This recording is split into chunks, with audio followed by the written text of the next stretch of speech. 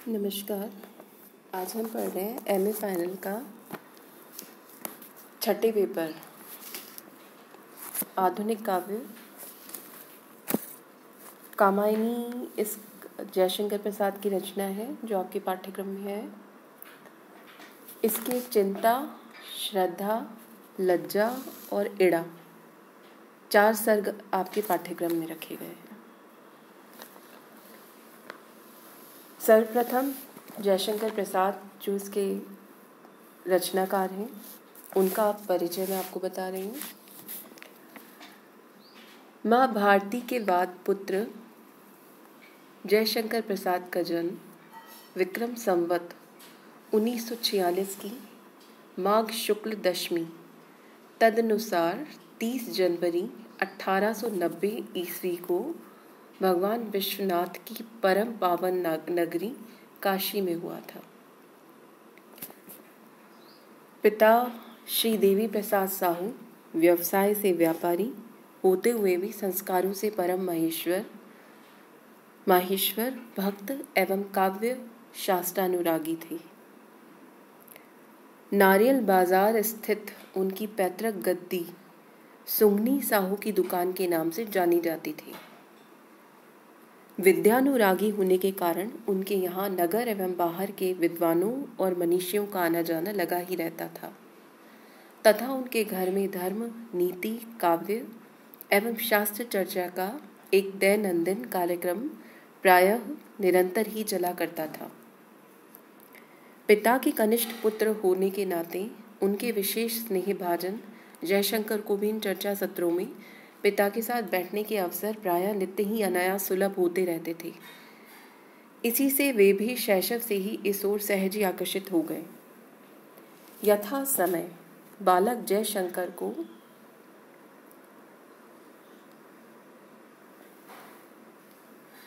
औपचारिक शिक्षा के लिए क्वींस कॉलेज में भेजा गया, किंतु उनका शिक्षण क्रम 6ठी कक्षा से आगे नहीं बढ़ पाया और वे घर में ही अधिकारी विद्वानों के पदतल पर बैठकर अपनी ज्ञान पिपासा शांत करने लगे। अध्यवसाय एवं गुरु कृपा से शीघ्र ही उन्हें हिंदी, संस्कृत और अंग्रेजी का अच्छा ज्ञान प्राप्त हो गया। कवियों मनुष्यों की सत्संगति के फलस्वरूप कविता तो वे किशोरावस्था से ही करने लगे थे, किंतु अपनी इस नैसर्गिक प्रतिभा को शान पर चढ़ाने के लिए वे अपना अध्ययन क्षेत्र निरंतर बढ़ाने में संलग्न रहे। पिता के बाद जब अल्पायु में ही उन्हें अपनी पैतृक व्यवसाय गद्दी संभालनी पड़ी, तब भी उनका अध्ययन क्रम रुका नहीं। जीविकोपार्जन और विद्यार्जन के साथ ही वे मौन भाव से अपनी काव्य साधना करते रहे। विक्रम संवत 1963 में प्रथम बार उनकी एक रचना भारतेंदु नामक पत्रिका में प्रकाशित हुई। इसी वर्ष उन्होंने संस्कृत चंपू परंपरा से प्रेरित हो हिंदी में गद्य पद्य मिश्रित उर्वशी चंपू और प्रेम राज्य नामक एक स्वतंत्र काव्य कृति की रचना की। ये दोनों ही कृतियां संवत 1966 में प्रकाशित हुई। प्रायः इसी समय से इंदु नामक एक साहित्यिक पत्रिका में भी उनकी रचनाएं लगभग नियमित रूप से प्रकाशित होने लगी, जिनमें कविताएं तो थी ही, कथा, नाटक, निबंध भी सम्मिलित थे। अगस्त 1910 में उनकी पहली कहानी ग्राम इसी पत्रिका में प्रकाशित हुई, जो हिंदी कथा साहित्य की एक नई धारा का आदि उत्स बनी। नवीन काव्य शैली के वे एक शीर्ष कवि तो जाने लगे थे। विद्वत समाज में भी उन्हें महिमाशाली नाटककार, मौलिक कथाकार की प्रतिष्ठा मिलने लगी, किंतु इससे प्रसाद में अहमजनित औदात्य नहीं, गांधीर्य युक्त विनय का ही प्रस्फुटन हुआ। वे सुष्ठु से सुष्ठुतर काव्य सृजन में तल्लीन होते गए। कामायनी जैसी कालजयी महाकाव्यात्मक कृति इसी तल्लीनता का परिणाम है।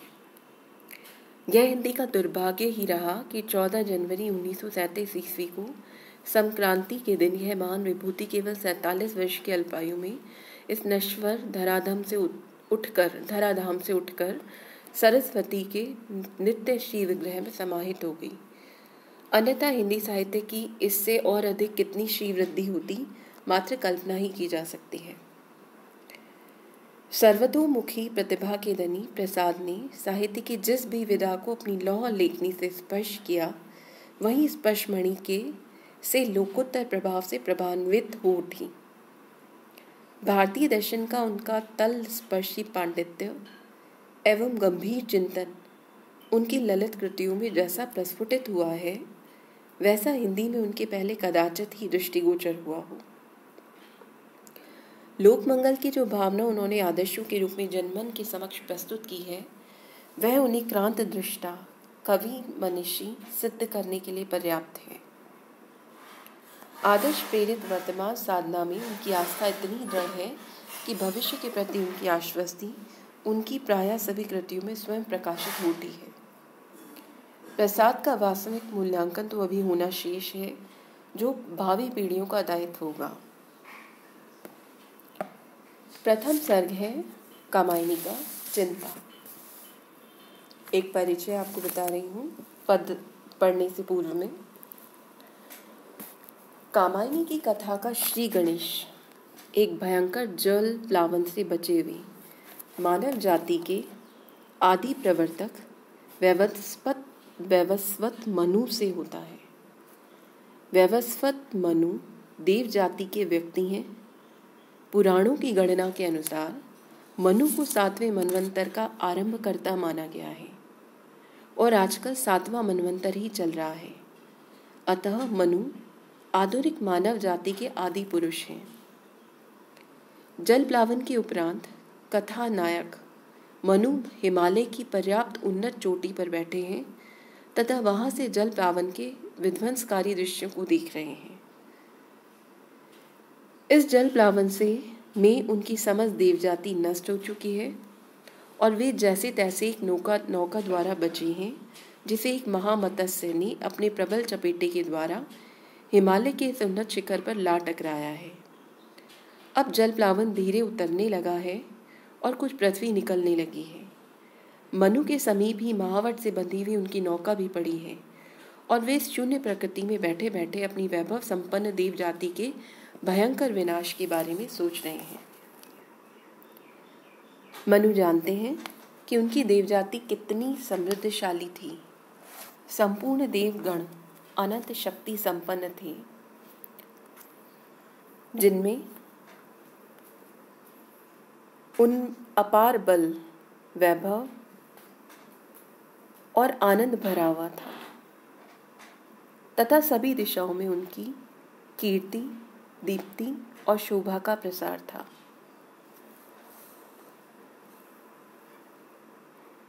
उन देवताओं ने ऐसी अजय शक्ति का संग्रह किया था जिसे देखकर संपूर्ण विश्व उनका लोहा मानता था।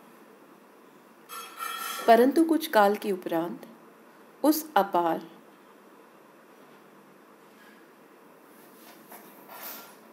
बल, वैभव, अजय शक्ति के परिणाम स्वरूप देवताओं में दंभ, विलास, उच्छृंखलता आदि की अधिकता हो गई। वे विलासिनी सुर बालाओं के साथ मधुप तुल्य निश्चिंत विहार करने लगे। निरंतर नृत्य, गान, सुरापान आदि विलास क्रीड़ाओं में निमग्न रहने लगे। कुसुमित कुंजों, आपान ग्रहों, रत्न जड़ित भवनों के अंतर्गत अपनी देव कामनियों के साथ निर्बाध विलास में लीन हो गए। इतना ही नहीं, उस देव जाति में पशु यज्ञों की भी अधिकता हो गई। वे लोग देव यज्ञों में निसंकोच भाव से निरीह पशुओं की बलि देने लगे। अतः देवों के दंभ, अहंकार, उच्छृंखलता, निर्बाध विलास, पशु बलि आदि की अधिकता के कारण दिव्य शक्तियां कुपित हो गई, जिससे प्रलयंकारी हलाहल नीर बरसने लगा। कठोर कुलिश चूर होने लगे। क्षितिज के चारों ओर विनाशकारी जलधर उठने लगे। वज्रपात होने लगा। घनघोर वर्षा हुई कि संपूर्ण पृथ्वी जलमग्न हो गई। इसी प्रलयकारी वृष्टि के कारण ऐसा भयंकर जल प्लावन आया कि संपूर्ण देवजाति डूब गई। सारा वैभव नष्ट हो गया। केवल एक मनु ही मत्स्य की कृपा से नौका द्वारा बच गए। मनु देवताओं के मिथ्या अहंकार, दम्भ आदि के बारे में बार बार विचार करते हैं। कहते हैं, देवगण अपने व्यर्थ अभिमान के कारण ही स्वयं को अमर समझा करते थे, परंतु उनकी वह अमरता कहाँ रही। उनका तो सर्वस्व नष्ट हो गया। अतः यह अमरता सत्य नहीं, अपितु मृत्यु ही सत्य है, जो सृष्टि के कण कण में छिपी है। जीवन भी जिसका एक छोटा सा तुच्छ अंश मात्र है, जो क्षण भर प्रकाश में रहकर पुनः मृत्यु की गोद में उसी तरह लीन हो जाता है जिस तरह नीले बादलों में चमककर बिजली विलीन हो जाती है। अतः यह अमरता की भावना मिथ्या है, जीवन भी नश्वर है, और इसके लिए मिथ्या गर्व करना व्यर्थ है, क्योंकि कभी किसी का वैभव सदैव नहीं रहा है। इधर मनु देवजाति के विनाश के बारे में सोच रहे थे, उधर विस्तृत जल समूह भाप बनकर उड़ने लगा। सहसा आकाश में सूर्यमंडल के अंदर चक्कर काटने वाले ग्रह उपग्रह चमकने लगे। प्रलय की घोर रात्रि के स्थान पर प्रभात की सुनहरी छटा दिखाई देने लगी। इस चिंता सर्ग में कवि ने चिंता नामक अनुभाव का यथार्थ और मनोवैज्ञानिक चित्रण किया है। एकाकी दुखी जीवन में चिंता का उदय किस तरह होता है, अकेला व्यक्ति निर्जन में बैठा किस तरह चिंता में व्यथित रहता है, आदि बातों का स्वाभाविक वर्णन किया है। भारतीय ग्रंथों के आधार पर ही कवि ने खंड प्रलय का वर्णन किया है, परंतु इसकी पुष्टि बेबीलोनिया, चैल्डिया, चीन, रोम आदि की कथाओं से भी होती है। देव जाति के मिथ्याभिमान के कारण प्रलय हुई, इस बात की पुष्टि भारतीय ग्रंथों से नहीं होती, परंतु इसका संकेत बाइबल, कुरान, ग्रीस की कथाओं में मिलता है। कवि ने देवों की विलास क्रीड़ाओं के साथ प्रकृति के भयंकर रूप की जो झांकी प्रस्तुत की है, वह अत्यंत मार्मिक है।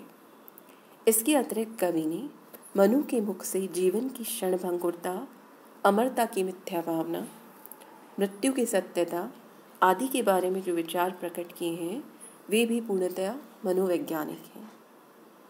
कवि ने अपनी उर्वर कल्पना, प्रशस्त लेखनी द्वारा संपूर्ण सर्ग में करुणा की नदी को अविरल गति से प्रवाहित किया है तथा मानव सृष्टि की आरंभिक अवस्था का भी सजीव चित्रण किया है।